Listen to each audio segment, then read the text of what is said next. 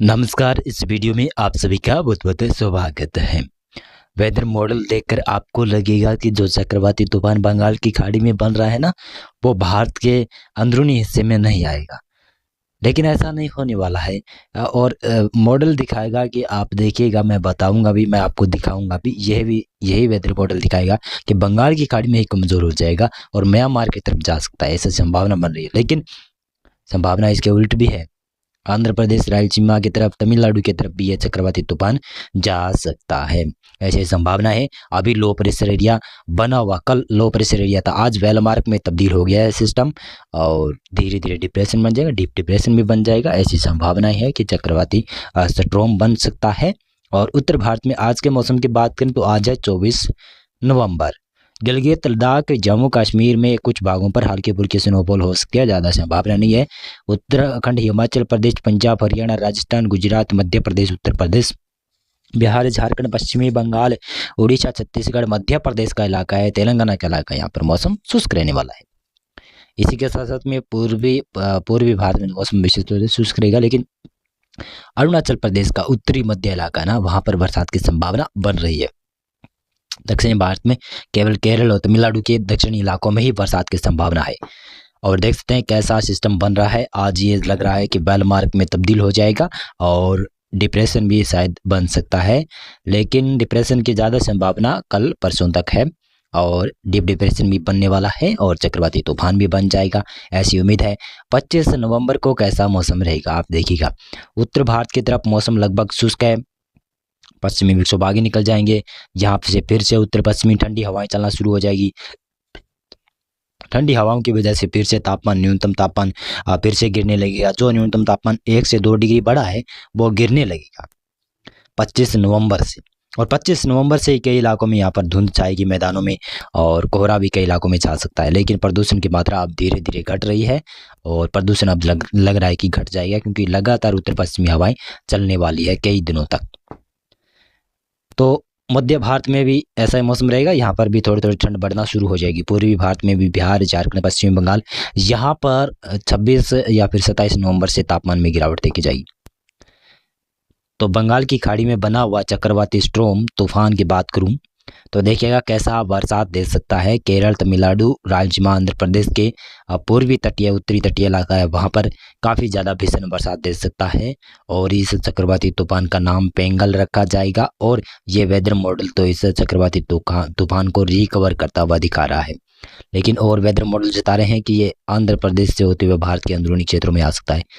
लेकिन देखेंगे आने वाले दिनों में कैसा इसका ट्रैक रहेगा, कैसा IMD इसका ट्रैक जारी करता है। अंडमान और निकोबार द्वीपों में भी भारी से बहुत भीषण बरसात की संभावना रहेगी, कई इलाकों में अत्यधिक बरसात भी देखने को मिलने वाली है। श्रीलंका भी 24 आज और 25, 26, 27 नवंबर को बहुत भीषण बरसात देखेगा, ऐसी संभावना है।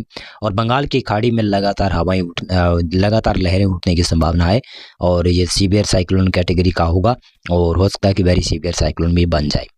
26 नवंबर की बात की जाए मौसम की तो उत्तर भारत के पहाड़ी, मैदानी, गुजरात, मध्य प्रदेश, छत्तीसगढ़ और पूर्वी भारत, इन इलाकों में मौसम लगभग शुष्क रहेगा। पूर्वोत्तर राज्यों में भी लगभग मौसम शुष्क रहेगा, लेकिन उड़ीसा में धीरे धीरे मौसम में बदलाव देखा जाएगा। आप देखिएगा उड़ीसा, पश्चिमी बंगाल के दक्षिण इलाके, उड़ीसा के तटीय भाग है वहाँ पर, आंध्र प्रदेश के तटीय भाग है वहाँ पर, और तमिलनाडु, केरल के ऊपर बरसात की संभावना है। कई इलाकों में भारी से बहुत भीषण बरसात देखी जा सकती है, क्योंकि चक्रवाती तूफान ये वेदर मॉडल जता रहा है ना, इसके अनुसार तो यहाँ पर रिकवर कर सकता है, म्यांमार की तरफ जा सकता है। आज ही काफ़ी ज़्यादा चेंज हुआ है ये वेदर मॉडल, नहीं तो हर रोज़ ऐसे ही दर्शा रहा था कि ऐसे ही भारत के अंदर प्रवेश कर सकता है, लेकिन अभी वेदर मॉडल चेंज हुआ है तो इसका क्या कर सकता हूँ मैं। 27 नवंबर की बात करें, 27 नवंबर को आप देखिएगा उत्तर भारत, मध्य भारत के इलाके हैं वहाँ पर और दक्षिण भारत के इलाके हैं वहाँ पर मौसम शुष्क दिखाई दे रहा है। लेकिन उड़ीसा और पश्चिमी बंगाल के तटीय भाग, आंध्र प्रदेश के उत्तरी तटीय इलाका है, पूर्वोत्तर भारत का दक्षिणी इलाका है, म्यांमार का इलाका है, यहाँ पर बरसात बढ़ रही है। और यहाँ पर यह भी दर्शाया जा रहा है कि चक्रवाती तूफान इस तरफ यानी रिकवर करके पूर्वी दिशा की तरफ बढ़ना शुरू कर सकता है, लेकिन ऐसा होने वाला नहीं है, शायद ऐसा होने वाला नहीं है। यह चक्रवाती तूफान रायलसीमा, आंध्र प्रदेश को प्रभावित कर सकता है, हो सकता है तमिलनाडु को प्रभावित करे और अंदरूनी भागों में जा सकता है। देखेंगे आगे जो भी वेदर मॉडल चेंज होंगे उसके बारे में मैं आपको लगातार अपडेट करूंगा। 28 नवंबर उत्तर भारत की तरफ पश्चिमी विक्षोभ आता हुआ तो नजर आ रहा है, लेकिन वो 29-30 नवंबर के आसपास आएगा। उसका असर पहाड़ों के ऊपर ही होने की संभावना है, लेकिन मैदानों में भी हो सकता है कि असर हो सकता है, क्योंकि ये वेदर मॉडल चेंज होगा ना, चेंज होने की पक्की संभावना बनी हुई है।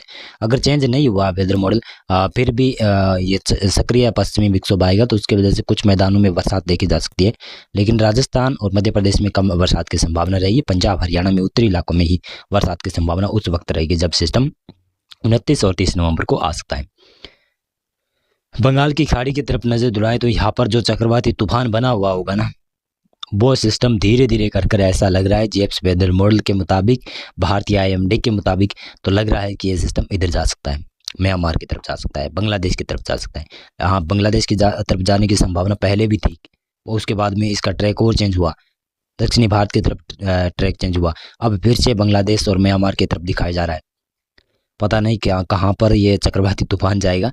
29 नवंबर की बात करें, 29 नवंबर को पश्चिमी विक्षोभ उत्तर भारत की तरफ पहुंच जाएगा। गिलगित हो गया, जम्मू कश्मीर हो गया, यहाँ पर हल्की बरसात और स्नोफॉल की गतिविधियां होगी। लद्दाख हो गया, इनके पश्चिमी इलाकों में बरसात की संभावना है। हिमाचल प्रदेश उत्तराखंड के भी पश्चिमी इलाकों में बरसात की संभावना कहीं कहीं पर बन सकती है, लेकिन ज़्यादा संभावना नहीं है। पंजाब हरियाणा दिल्ली राजस्थान गुजरात मध्य प्रदेश इन इलाकों में मौसम शुष्क रहेगा, लेकिन पंजाब के उत्तरी इलाकों में बादल छाने शुरू हो जाएंगे क्योंकि पश्चिमी विक्षोभ आ जाएगा। बंगाल की खाड़ी में बना हुआ चक्रवाती तूफान देखते हैं किस प्रकार से रिकवर करता हुआ नजर आ रहा है, लेकिन मेरा तो अनुमान है कि दक्षिणी भारत को यह प्रभावित करेगा। लेकिन वेदर मॉडल तो जता रहा ना, ये बांग्लादेश हो गया, म्यांमार हो गया, त्रिपुरा, मणिपुर, मिजोरम इन क्षेत्रों में दर्शा रहा है कि यहाँ पर यह चक्रवाती स्टॉर्म पहुंच सकता है। देखते रहिएगा, शायद ऐसा भी ट्रैक रह सकता है, क्योंकि 2-2, 3-3 अनुमान लग रहे हैं। और 30 नवंबर के मौसम की बात करें, 30 नवंबर को उत्तर भारत की तरफ पश्चिमी विक्षोभ होगा, तो उसकी वजह से मैदान पहाड़ों के ऊपर, उत्तरी इलाकों के ऊपर, जिसमें उत्तराखंड हिमाचल प्रदेश के उत्तरी इलाके हैं, वहां पर बरसात के साथ में स्नोफॉल देखा जा सकता है। मैदानी इलाकों में यहाँ पर मौसम शुष्क रहेगा। गुजरात, मध्य प्रदेश, छत्तीसगढ़ में भी मौसम लगभग शुष्क रह सकता है। बिहार, झारखंड, पश्चिमी बंगाल, यहाँ पर भी मौसम शुष्क दिखाई दे रहा है। और इसी के साथ साथ में देखिएगा तो दक्षिणी भारत में बरसात रहेगी। ये है 1 दिसंबर का फोरकास्ट। इसमें देखिएगा तो उत्तर भारत की तरफ पश्चिमी विक्षोभ है, उसका असर उत्तराखंड में भी नहीं होगा, नहीं पंजाब हरियाणा में होगा, नहीं राजस्थान मध्य प्रदेश उत्तर प्रदेश में होगा। केवल गिलगित लद्दाख, जम्मू कश्मीर, हिमाचल प्रदेश के उत्तरी इलाकों पर बरसात और स्नोफॉल देखी जाएगी। बंगाल की खाड़ी में बना हुआ सिस्टम काफ़ी खतरनाक कैटेगरी का होगा, और ये धीरे धीरे कर ऐसा लग रहा है कि बंगाल की खाड़ी में ही कमज़ोर हो जाएगा ये सिस्टम। नहीं म्यांमार, नहीं बांग्लादेश, नहीं भारत की तरफ आएगा, लेकिन लग रहा है ये सिस्टम यहीं पर ख़त्म होता हुआ नजर आ सकता है, क्योंकि यहाँ पर उत्तर भारत से आने वाली शुष्क हवाएं इसमें मिलने लगेगी। 2 दिसंबर की बात करें तो किस प्रकार से मौसम रहेगा। 2 दिसंबर को उत्तर भारत की तरफ पश्चिमी विक्षोभ धीरे धीरे आगे निकलना शुरू हो जाएगा, और 3 दिसंबर से उत्तर भारत में फिर से कड़ाके की ठंड देखने को मिलने वाली है। यानी अब जो महीना शुरू होगा दिसंबर माह, कड़ाके की सर्दी की शुरुआत मैदानों में देखने को मिलने वाली है। शीतलहर, cold wave, cold day condition, ऐसी स्थितियां भी बनने वाली है, जो कि दिसंबर माह में ही बनने की संभावना है। पर्वतीय राज्यों में दक्षिणी भागों में बरसात की संभावना बन रही है।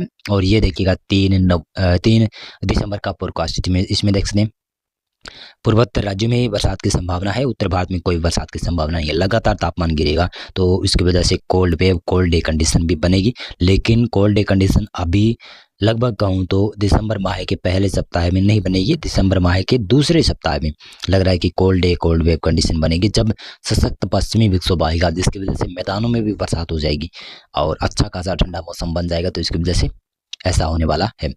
मौसम पूर्वानुमान और मौसम अपडेट में अभी के लिए बस इतना था। आप इस वीडियो को एक बार लाइक कीजिएगा और हमारे चैनल को भी आप सब्सक्राइब कर लीजिएगा।